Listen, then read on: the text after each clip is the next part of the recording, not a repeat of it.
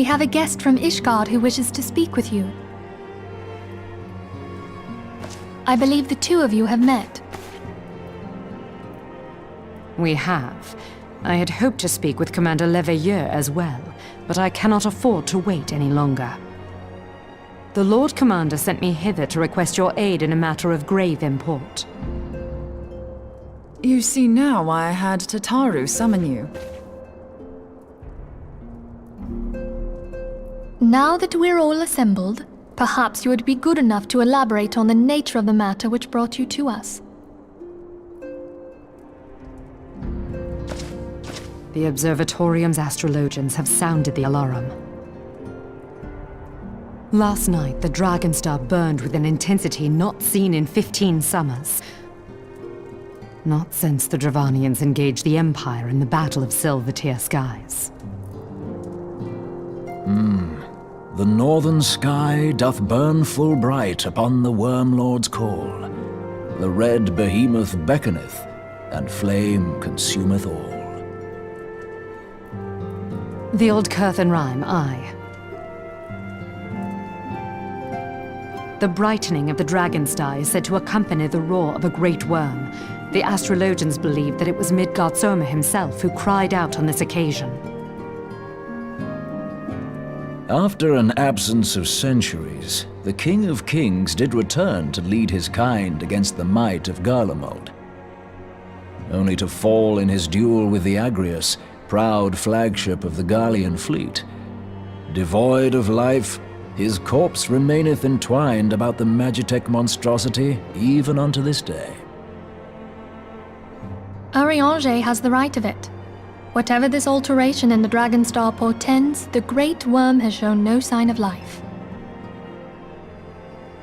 Tataru, have the Domans reported aught out of the ordinary?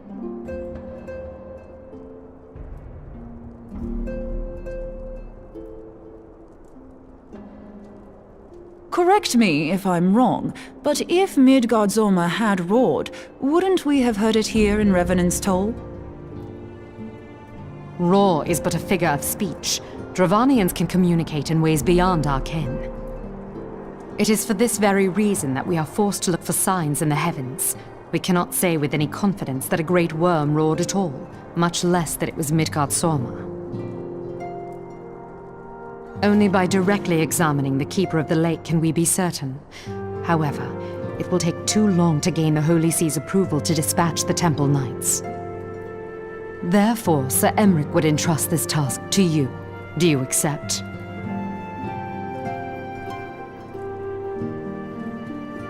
We knew you would not disappoint us. Now, if you would excuse me, I must return and assist the Lord Commander. We have precious little time to prepare. To prepare for what, pray tell?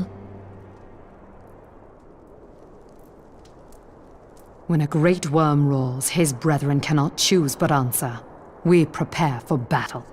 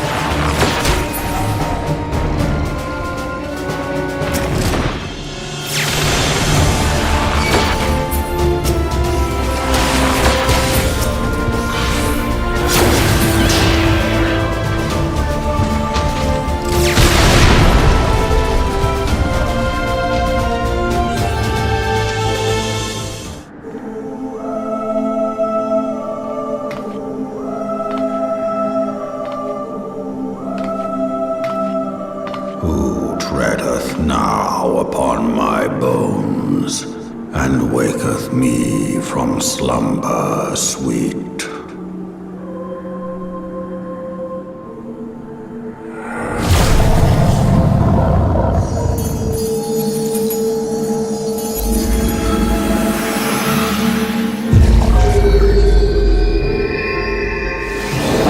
Thou hast forgotten the face of thy Lord. Remember, mortal, and fear me.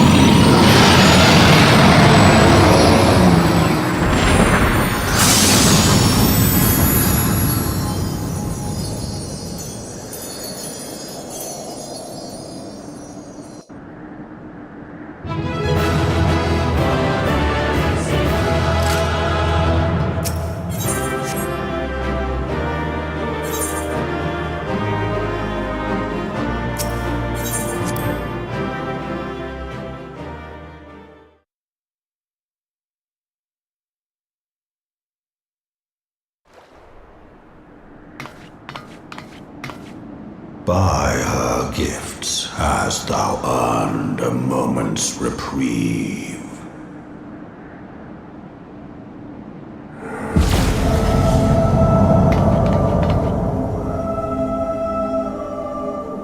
Speak, mortal, and I shall listen.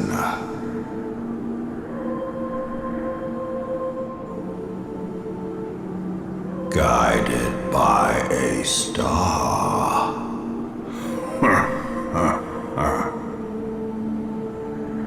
My people have heard the song. Ishgard shall burn.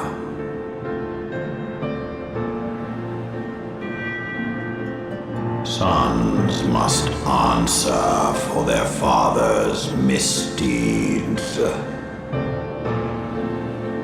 We do not forget. We do not forgive.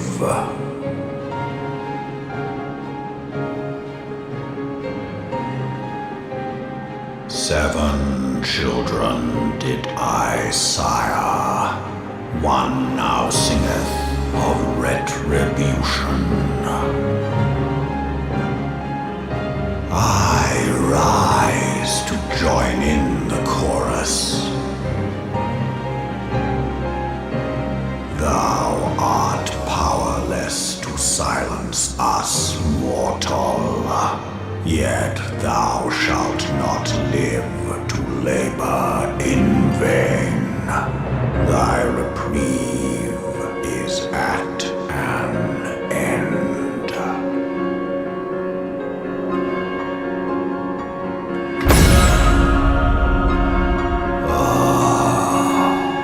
Trickery is thy shield. This frail, ignoble creature is not gifted, but chosen. Hearken to me, Hydaelyn. I remember, and I consent.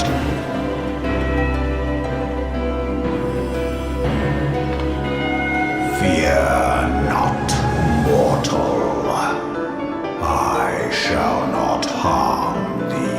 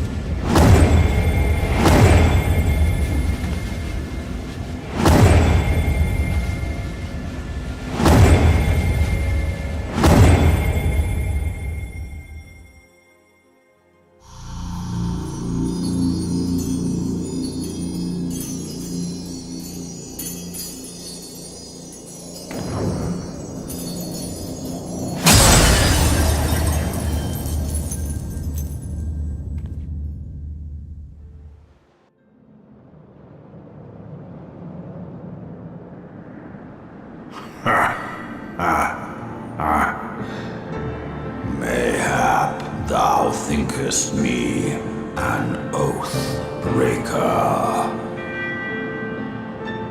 Thou art mistaken.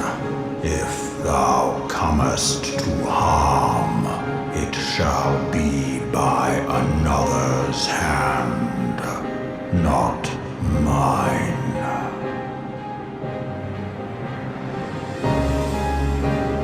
I did but strip thee of thy mistress's feeble blessing. Thou didst profit much by her grace, but no more.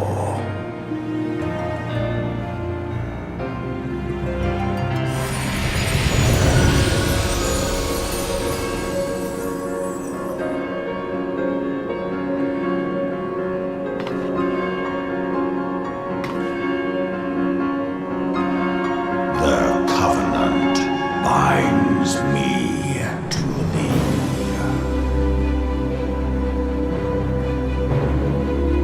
I shall watch, listen, and wait.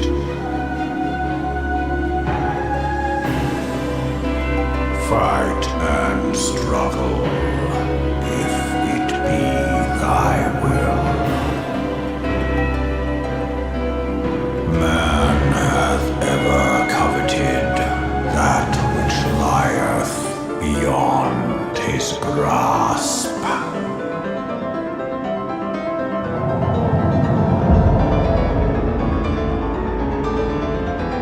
I drink of her body, and thence doth mine own find new life. When it hath grown whole, the loyal and penitent shall rejoice.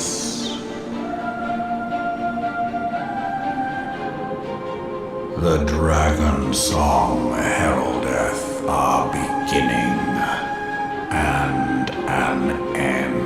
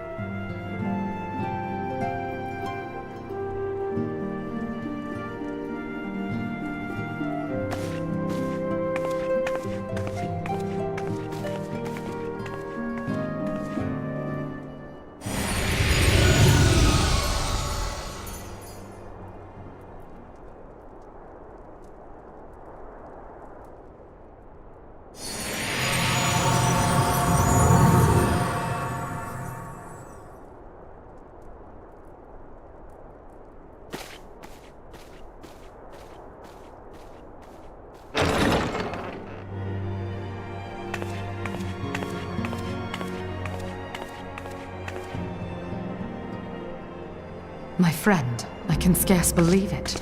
You confronted the Worm Lord and lived to tell the tale.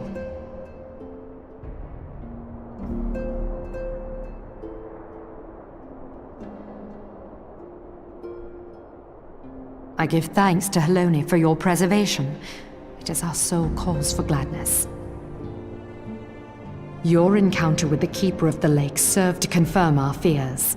A great worm has roared, and it makes little difference if it was one of the two in Eorzea or any other. The Dravanians are coming. I am told that Ishgard has magical defenses against Dravanian attack, though I am not privy to their exact nature. Will they be enough to repel a massive force? Ishgard has weathered countless assaults over centuries. This will be no different. And now that you have confirmed the threat, none can ignore the Lord Commander's calls for the wards to be strengthened. I dare not presume to speak for him, but I expect the Lord Commander would sing your praises. I must away, but we shall meet again soon.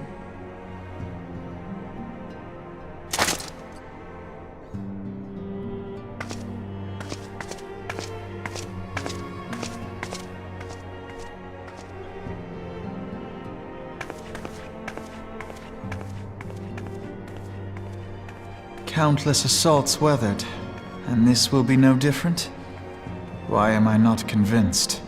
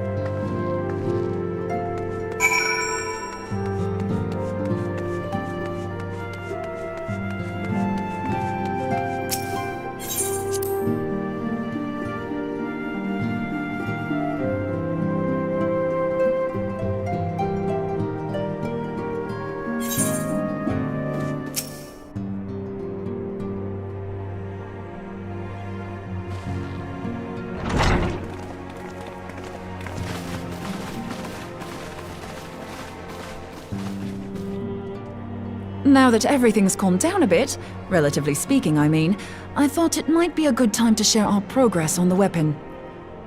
I believe we're on the verge of a breakthrough. Well, don't keep us all in suspense.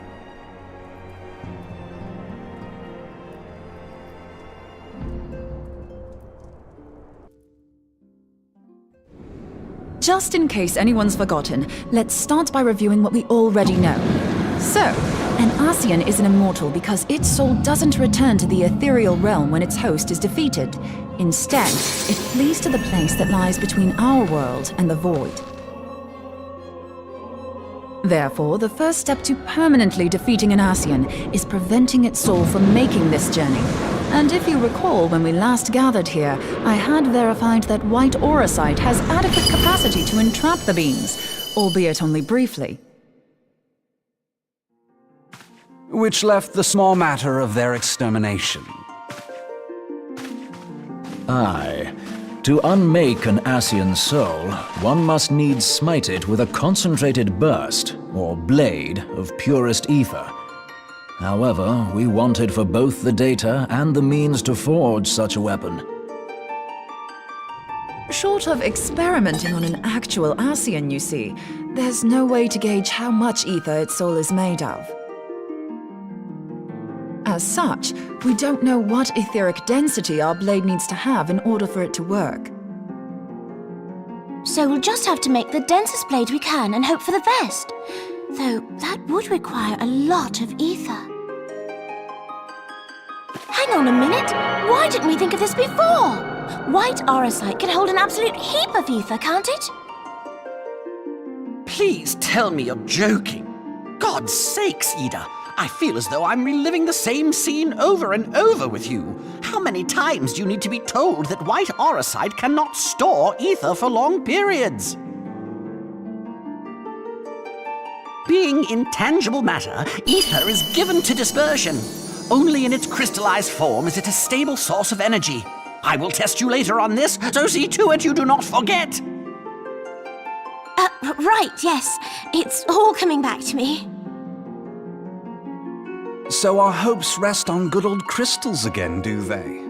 While they are certainly reliable, they leave something to be desired in the area of portability. Indeed. I am reminded of the quantity of corrupted crystals required to thwart Leviathan, and the extraordinary lengths to which the Lamentsons went to transport them. What if it should prove that a similar quantity was needed to destroy an Ascian's soul? Or still more? I do not envy the poor sod who has to lug all of that around, on the off chance that an Ascian appears. That's the very problem we set out to solve, and I reckon we've found the answer. If it isn't practical to lug around the ether we need, we'll just have to draw upon another source. And the only viable source is the land. If you mean to tap the great river of ether, know that it will entail considerable risk. Meddling with the currents may well induce a surge like to the one which despoiled Mordona. Give me a bit more credit, will you? Why would we need to tap the river when there are veritable reservoirs jutting out all over the land? Aye, I speak of corrupted crystals.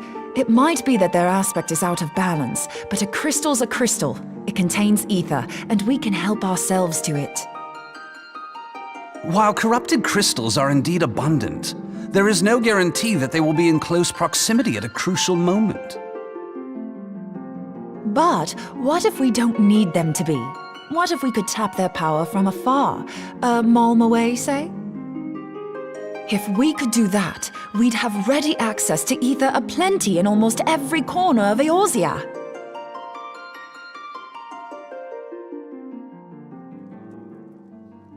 I've yet to put my theories to the proof, but I've got a good feeling about this. If no one has any objections, I'd like to see where this avenue leads. If you think it worth your while, you have my blessing. But tell us, what are your theories?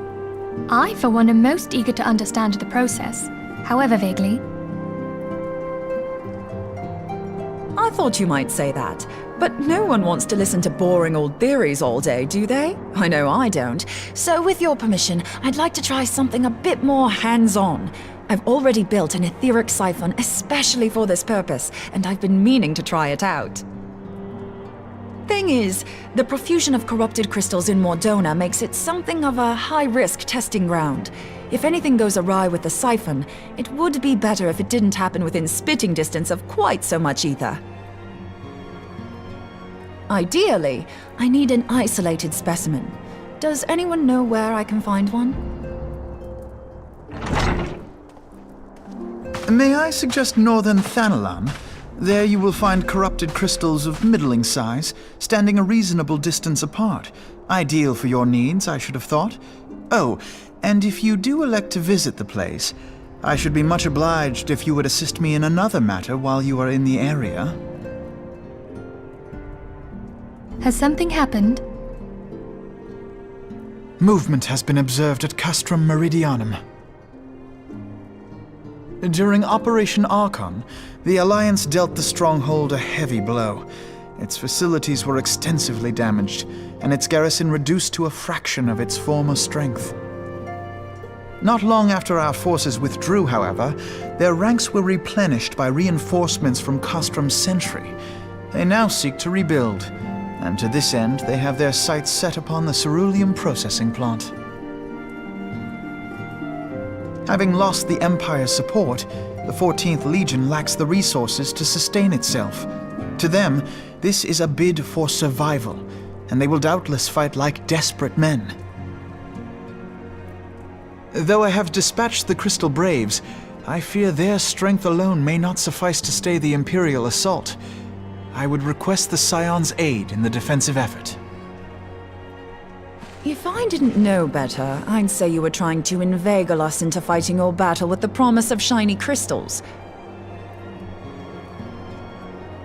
Well then, consider me inveigled. I won't lie, the crystals you speak of sound perfect, so the Garleans have to go. Besides, we can't afford to beat about the bush. There's no telling when the Arsians will next appear. Thine eagerness to hurl thyself into the jaws of danger cometh as little surprise. Exercise due caution, I prithee. Though you have become a Crystal Brave, you are yet a Scion, Alphino. We could hardly refuse you. Pray, join the Crystal Braves and lend them your support. Thangred and Papalymo shall accompany you.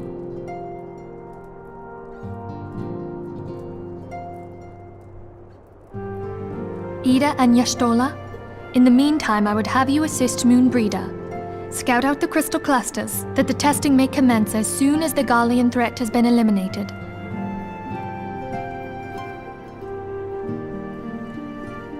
If it please you, I shall continue mine own experiments on white orosite. Thank you, Urianger. Everyone, pray see to your preparations and depart as soon as you are able. Go well, and be safe.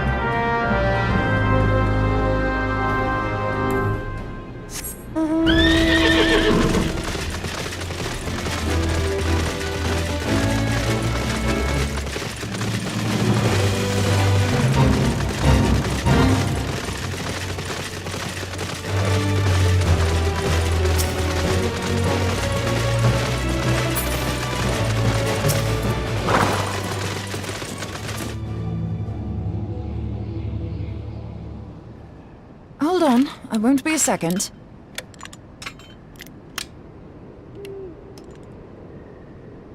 The beast seemed peckish, so I gave it a taste of my axe.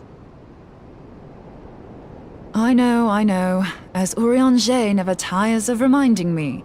An axe ill becometh the hand of a scholar. What can I say? I like axes. To hear my mother tell it, I came into this world holding one. And it's not as if it stopped me picking up a quill, is it? I often think of the man who introduced me to the joys of learning. He's one of the reasons I decided to come to Eorzea. Him and my excruciatingly stiff childhood friend. Considering how unalike we are, it's a wonder we ever got on. The world's a strange old place, isn't it? Aye, that ought to do it.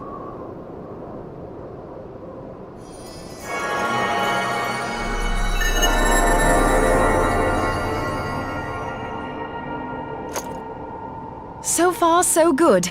At these concentrations, it shouldn't matter too much if something goes awry. Just enough ether to make it interesting. Did you see that? The way the crystal glowed? The siphon works, I'm happy to say. With a few refinements, it should satisfy our appetite for ether, which just leaves the small matter of forging our blade. I'm not sure how to go about it just yet, but I swear to find a way. I'll put a blade in your hands if it's the last thing I do.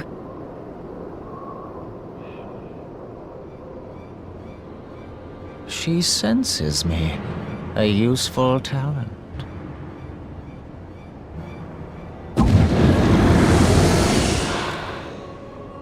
An Ascian. Are they onto us? By your brand, I see you are an Archon of Sharlayan, keeper of knowledge, seeker of truth. Meddler. I don't know what the hell's you're saying, but I don't much like your tone. Your instincts serve you well. But come, be not unsettled on my account. That lovely brow was not made for frowns. But I waste my breath. Let me direct my words to one who understands them. We meet at last, warrior of light. I am Nabriales. And you have long been a thorn in my side. I suffered the overweening presence of La Habrea that men might host the power of gods, only for you to undo my hard work.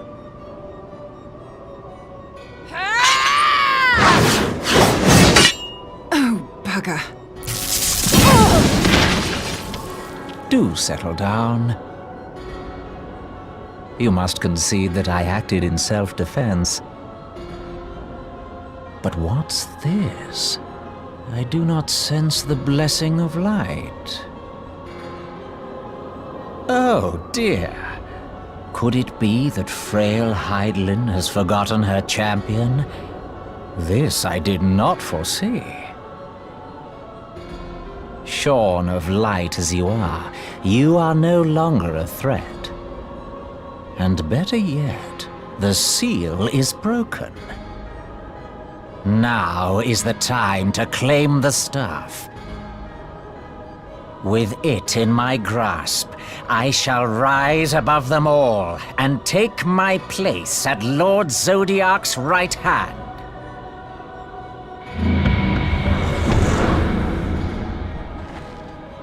What did that bastard want with us?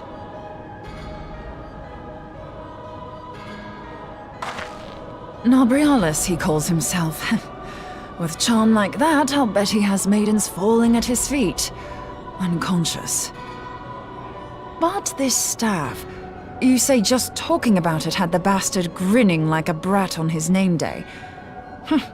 Must be quite a staff. Oh, gods. He means Tupsimati, Master Louis Soir's staff. Minfilia's in danger. We have to get back to the Rising Stones.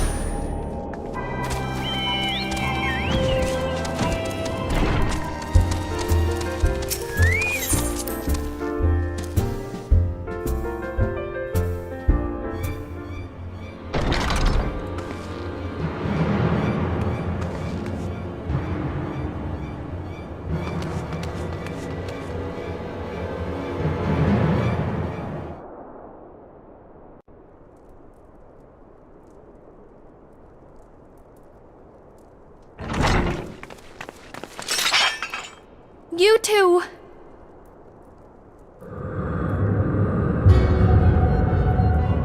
So, you were able to divine my intent.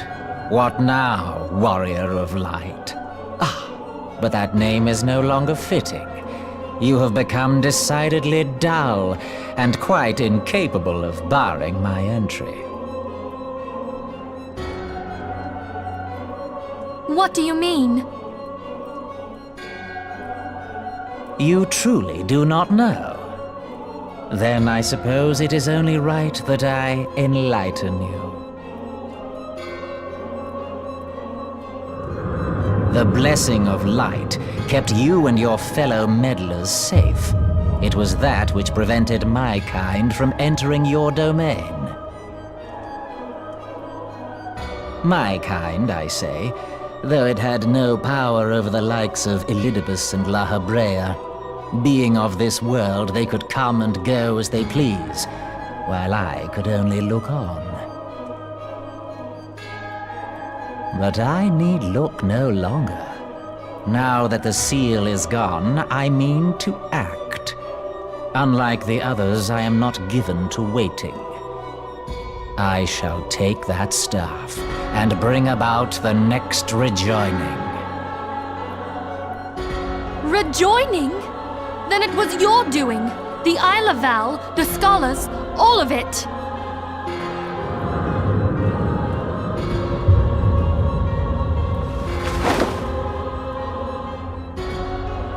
You will not harm her!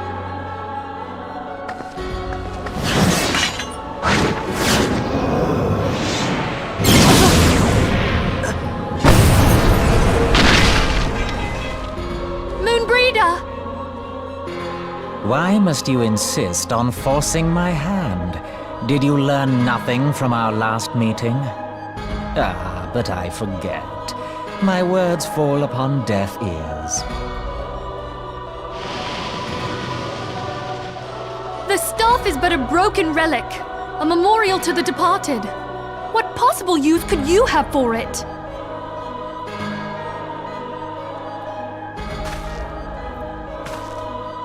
What use? You mean to say that all this time you kept the key, never knowing what it was you possessed?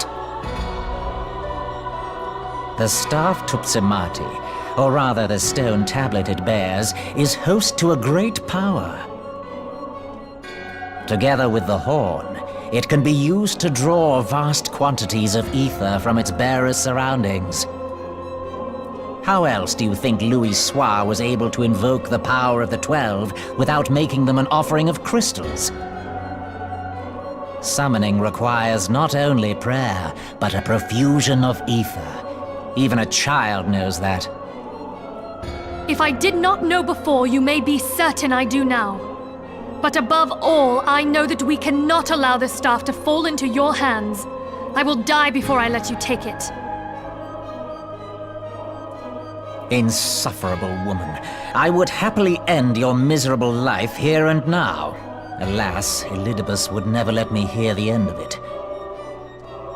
Very well. If you will not part with the staff, I will take you too.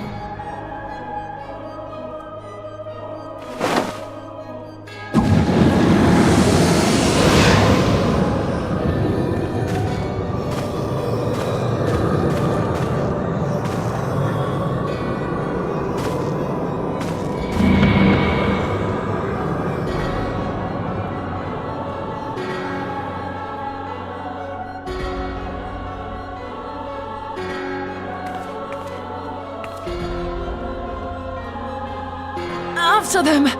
Quickly! Before the rift closes!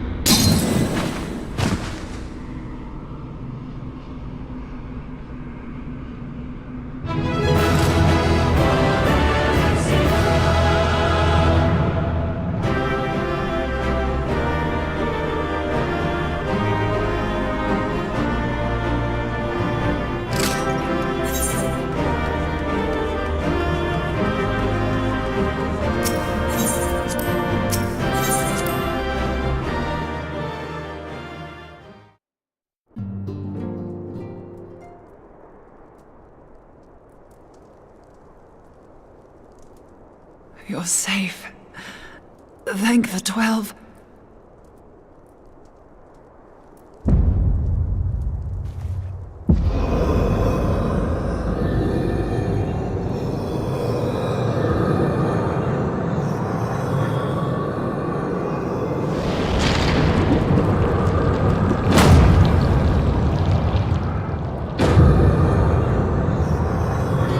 You may have bested me this day, but what of the next? What of all the days to come?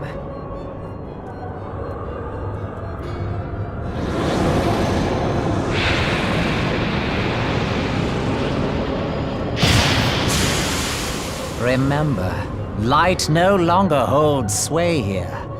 I may return whensoever I wish, again and again and again. Eventually, you will falter, and the staff will be mine. Until next time, Scions.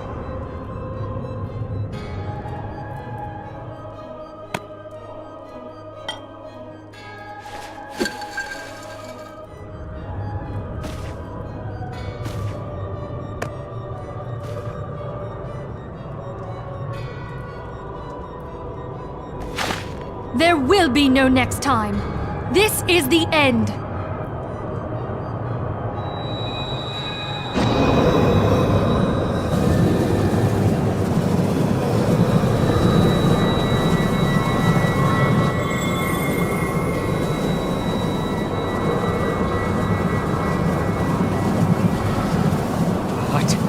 What trickery is this? No! No! Cannot! No!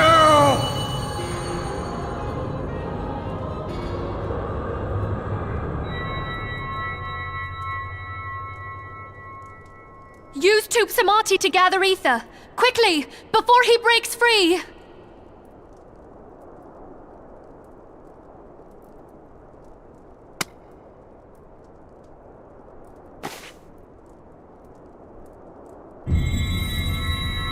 Concentrate! Call to mind the time you struck down La Habrea with the Blade of Light.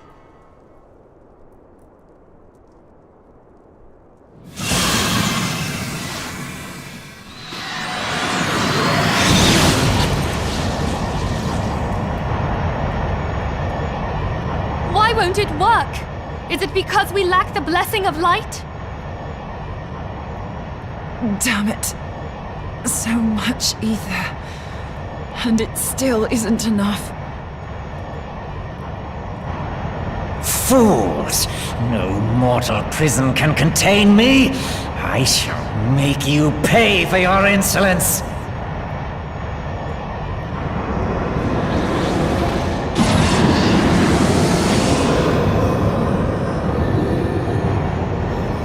Please, Mother Heidelin, hearken to our plea. Lend us your divine light.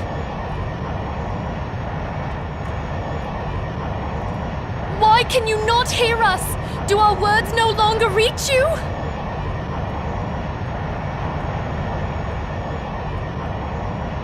If only we had a bit more ether.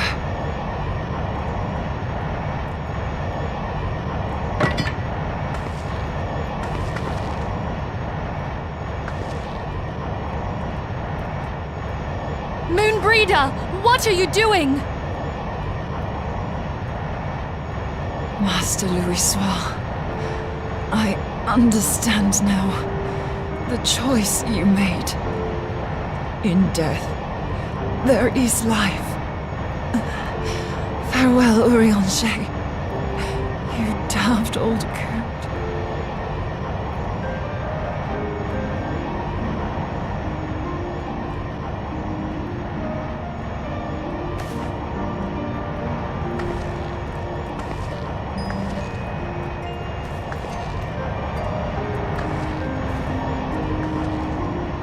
Moonbreeder, no! You mustn't!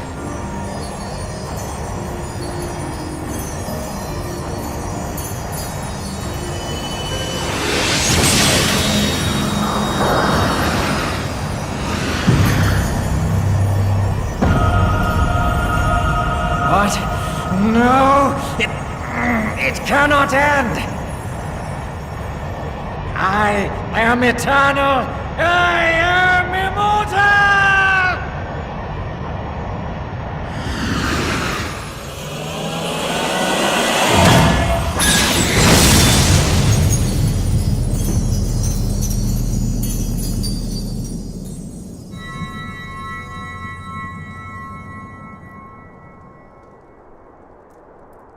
Moonbreeder.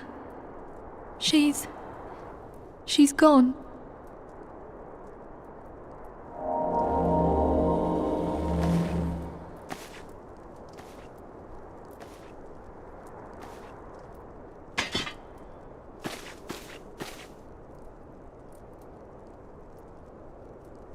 You did it, my friend.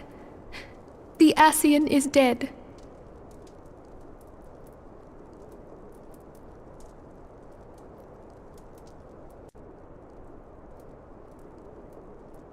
This device is a legacy of Moonbreeder's toils and sacrifice. I shall hold on to it for safekeeping. Minfilia, are you all right? I am. Oh, we were surveying northern Thanalan when we received the distress call. We returned as swiftly as we were able. It seems you have everything in hand, however. What happened here? Where is Moonbreeder?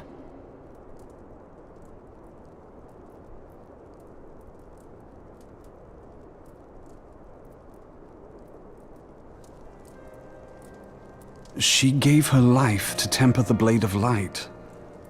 I have no words. Rather than await the inevitable, she took her fate into her own hands. Does Urianger know?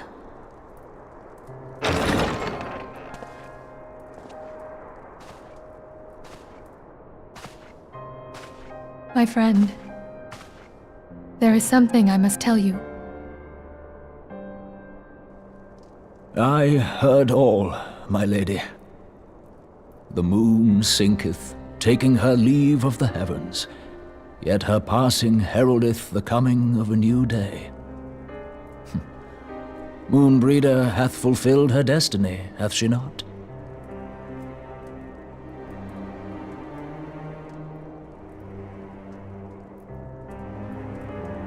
Long ago, far across the seas in the Charlayan motherland, Moonbreeder and I did study under the sage tutelage of Master Louisoix. Full oft did he impress upon us that knowledge existeth to serve the greater good. His sentiment, however, was contrary to the nation's policy of neutrality, which censured intercedence in the affairs of foreign lands. In spite of vehement opposition, he founded the Circle of Knowing, and journeyed hither to the heart of Eorzea. Through his noble sacrifice was the realm spared its doom. Yet this great soul, whom all should rightly have honored, was branded a pariah in his own land. His peers did accuse him of forsaking his duty as a man of learning, and of meddling in the course of history. When he left Charlayan behind, Master Louisoix gave no word to signal his intent to Moonbreeder. Close as they were, as master and disciple, she was deeply wounded by the sudden exclusion from his confidence. Above all, however, she was confused. Try as she might, she could ill comprehend her master's motive. The slanders that were heaped upon him after his passing served only to inflame the turmoil within her. For years upon end, she knew not what to believe. Torn as she was twixt the man whom she revered and the man who forsook her and his duty both. The Louisoix I knew would never forsake his duty, much less one of his own. This I know full well, my lady. 'Twas not for want of love that Master Louis hid his intent. He but desired that Moonbreeder discover her own path, free of the shadow of his influence. Long did I contemplate revealing the truth to her, and long did I hold my peace. After all, was it not Master Louis' wish that she come to the truth unaided? I told myself it was, and resolved to let her suffer. Knowingly did I deny my friend the comfort she craved. And now she hath gone to her rest, with doubt still in her heart.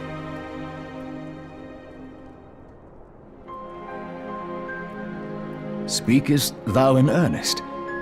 Did Moonbreeder truly come to understand Master Louis' will before the end?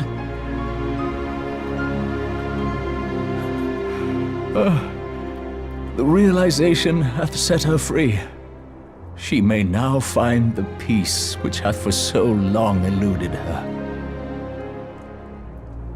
Oh, Moonbreeder, my dearest, how I shall miss thee.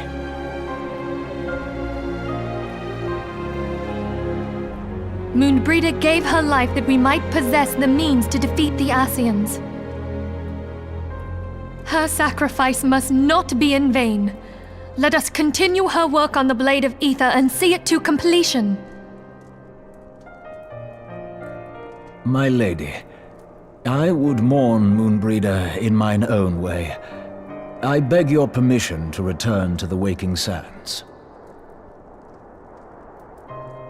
Of course, my friend.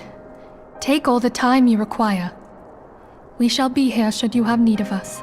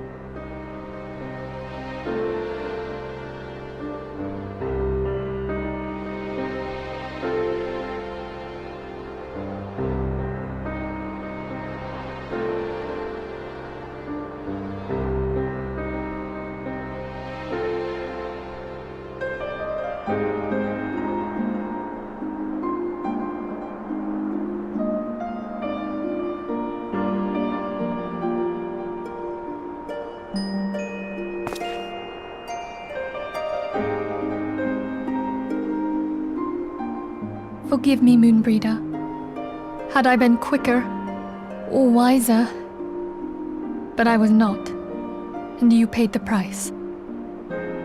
But you would not suffer us to wallow in our sorrow, would you? You would tell us to pick ourselves up and get on with it. And so we shall. We shall defend this realm and her people to the last.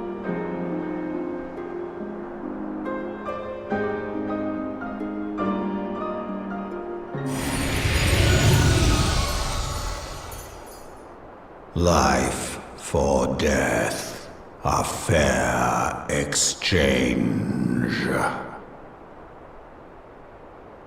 Other bargains will be struck.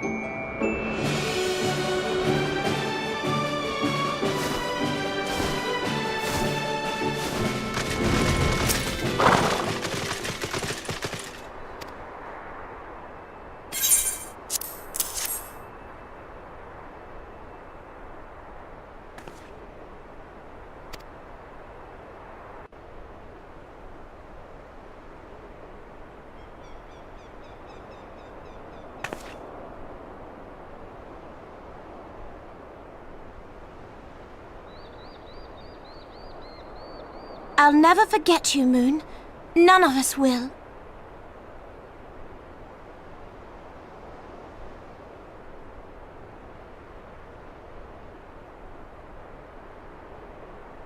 The song riseth to a crescendo.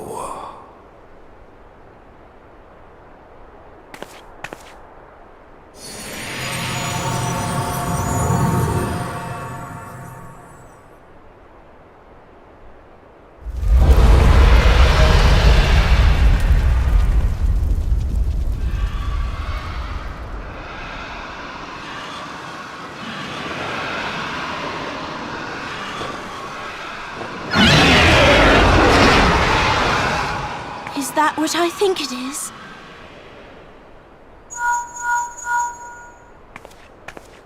Hello, can you hear me? We have received grave tidings from Ishgard. Pray return to the Rising Stones at once.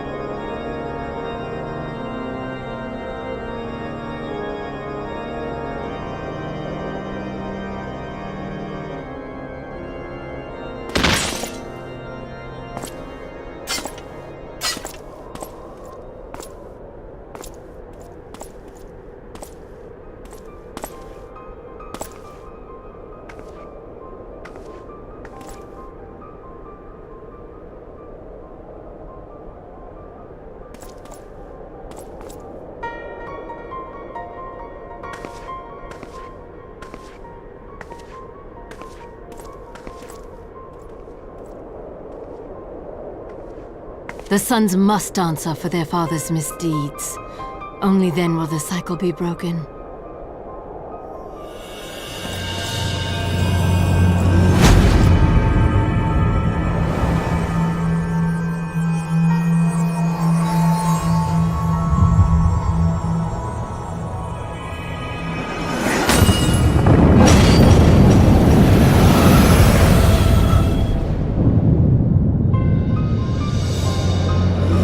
Brothers and sisters of the heavens, we raise our voices and join you in the chorus.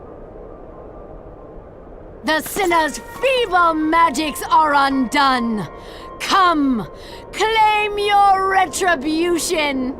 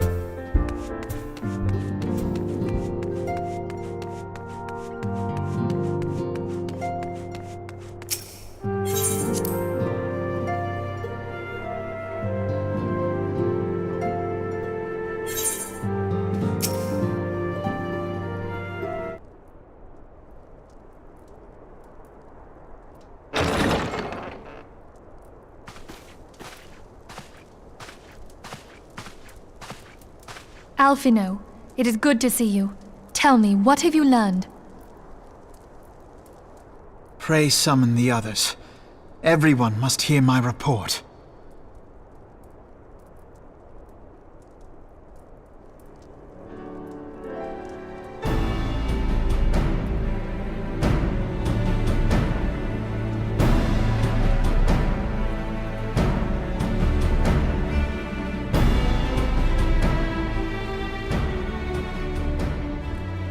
So this was all but a taste of what's to come.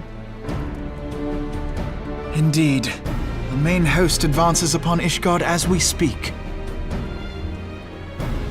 Whose vaunted defenses have been nullified. Shorn of its wards, the city will bear the full force of Nidhogg's fury. All those people. Alphino is right. The Dravanians cannot be allowed to prevail. If Ishgard falls, all of Eorzea will suffer the consequences. Then you agree that we have no choice but to intervene. For the good of the realm, the Scions of the Seventh Dawn and the Crystal Braves must join the defense of Ishgard. Let there be no ambiguity about what has been proposed. We would be directly intervening in the war. But if all here believe the cause to be just, then to war we shall go.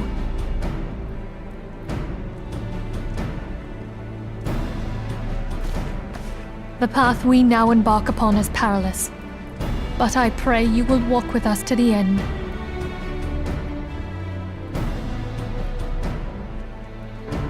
For those we have lost, for those we can yet save.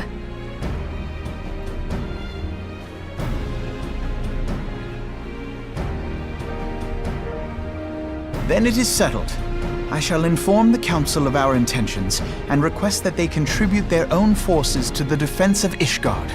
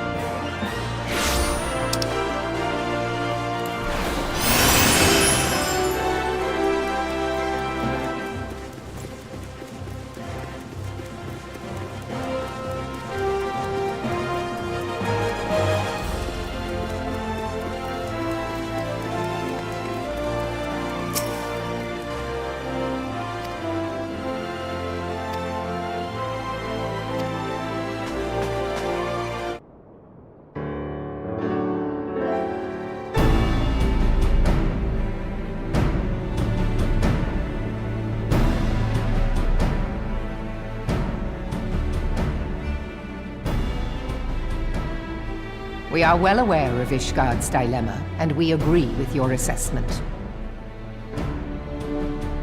Then I trust there are no objections to the Crystal Brave's intervention. Uldar has none. Gridania does not object. The Crystal Braves are yours to command, Alphino. Do what you will. We shall pray for your success. It was my hope that you would offer more substantial aid than prayer. I know it is within your means. Do not presume that you have knowledge of our every concern. The Garleans and the Beast Tribes are but two of many. We are not in a position to contribute greatly to the defense of Ishgard, not when our own homes are still under siege.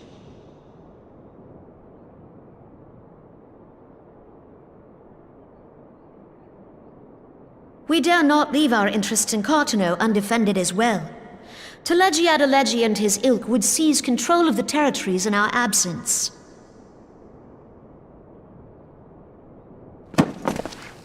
The enemy is at their gates, and you would cower behind yours?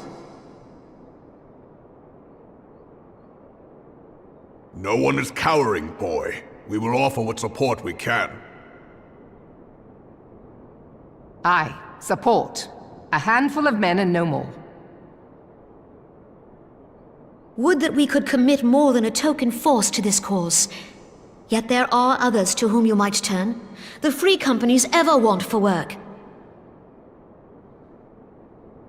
Ah, yes, the free companies. They're not like to turn you down.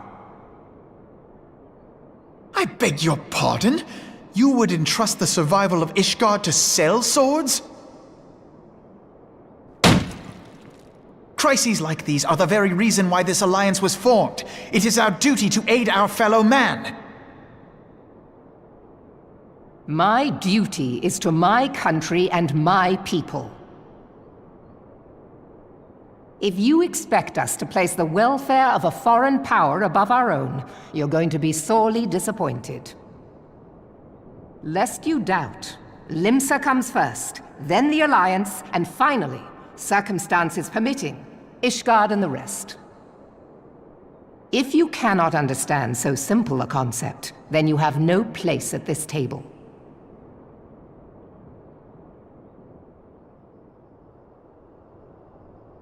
Forgive me, Admiral. I was careless in my choice of words.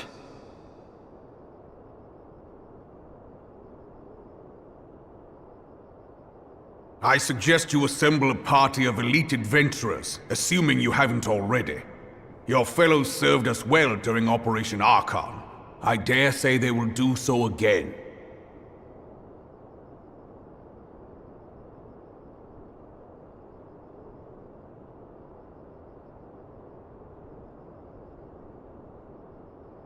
If I may, Your Grace, I wish to propose a redistribution of forces.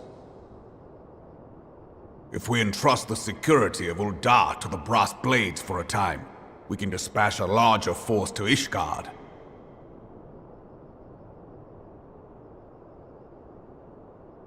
Your Grace?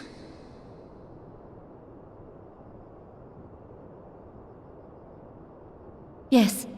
Yes, of course. Do what you will.